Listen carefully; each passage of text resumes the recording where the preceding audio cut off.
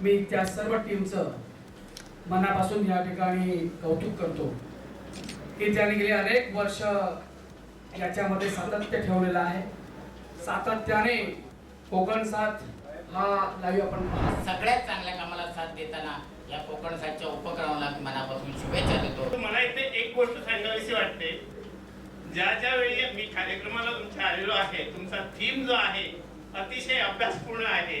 आज तुम्ही युवा प्रेरणा हा थीम घेऊन आलेला आहे। असंच आपल्या सिंधुदुर्गाला पुढे घेऊन चला आणि प्रगतीपथावर न्या। या जिल्ह्याच्या विकासासाठी वाद घालणाऱ्यांपेक्षा साथ घालणाऱ्यांची जास्त गरज आहे। खऱ्या अर्थाने या जिल्ह्याच्या विकासासाठी साथ घालण्याचं सुंदर पाऊल उचललंय असं मला वाटतं आणि त्याबद्दल कोकण साथचं मनपूर्वक मी अभिनंदन करतो।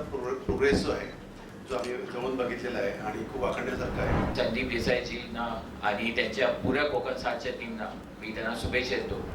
खरं तर आपण म्हणतो शब्द हे शस्त्र असतात आणि ते जर योग्य वेळी योग्य प्रमाणात आणि योग्य तऱ्हेने जर आपण वापरले तर ते समाज सुधारण्यासाठी फार त्याचा उपयोग होतो आणि मला वाटतं आपण इतकी वर्ष चांगल्या पद्धतीने करत आहात त्यासाठी तुम्हाला शुभेच्छा।